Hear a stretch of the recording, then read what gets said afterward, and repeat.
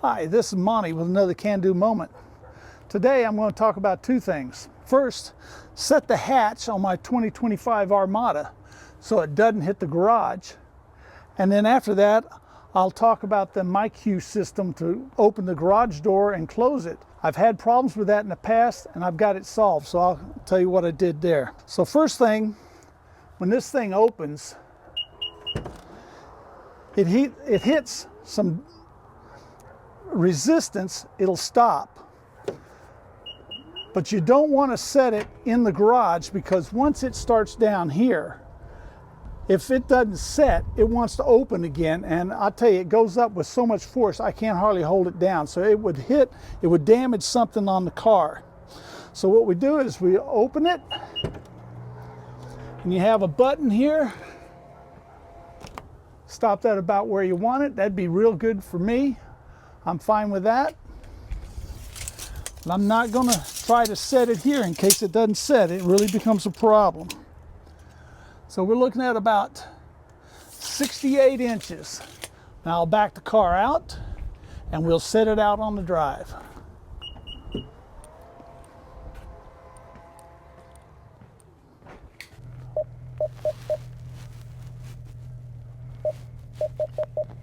So the first thing, according to the manual, is supposed to open it up and let it open all the way.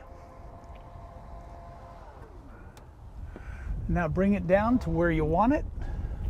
And we said that was about 68 inches.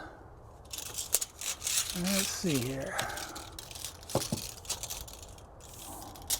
Got a little bit of wind blowing here.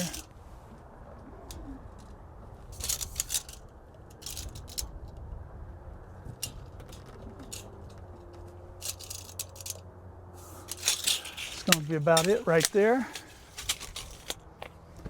Come down just a little bit. Now we've got two buttons on the hatch. We have to hold this thing, not let it go down. If it starts down, then it feels the pressure against it. It thinks it's closing on something. It's going to open. It goes all the way up. So that's why we don't do it in the garage. So I've got to try to hold this from moving at all while I push the two buttons on the hatch.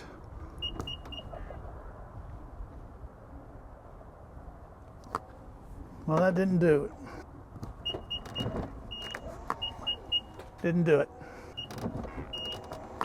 Nope. All right, I'll have to get a 2x4 or something, cut it off, and use that to help set it.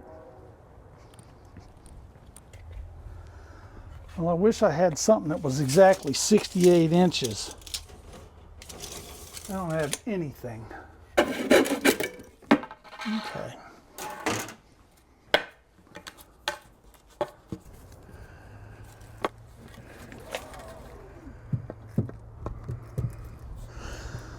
Try to use this to help hold it steady.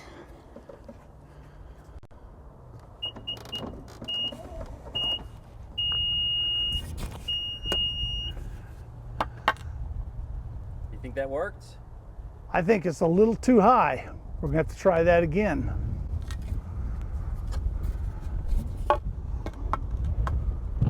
Maybe we can reset it from right here.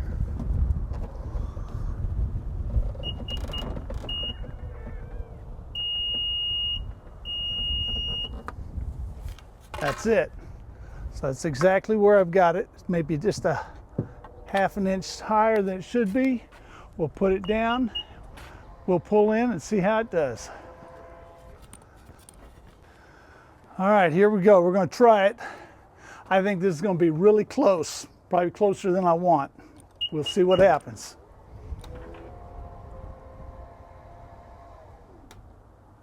That's not bad. I can live with that. Still going to hit my head on it right there, but when I stop at a grocery store or something like that and open it, I can always push it up manually by hand, and then when I push the button to lower it, it'll go all the way back down. But this is the memory setting now, and that's it. The other item I was going to talk about is myQ. Ever since I've had the car since about April, I have been unable to use myQ to run the garage door. I'm upset that they don't have a home link in the car anymore. So I bought the things to hook up myQ to my garage, And I've tried numerous times to get this thing set up to work, and it didn't work. I called myQ, they blamed it on Nissan.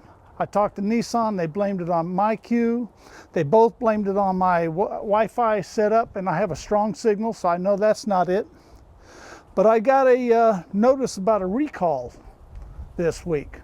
So on Thursday, I took it in for the recall, which is to reprogram the computer, the screen, backup camera, and stuff like that, which I've never had a problem with. It took 2 hours for the reprogramming to be completed. I came home and I decided, hey, let me see if that made a difference on myQ. I had to go through the complete setup on it again, and this time it worked. Everything's worked for a couple days now exactly like it's supposed to. It's the first time I can start the car and it comes on immediately. And when I back out, there's a button on the camera screen for me to close the garage doors. That's the first time that's happened. It turns out it really was a computer problem or a programming problem with the Nissan. And it looks like that's been resolved now. That's it.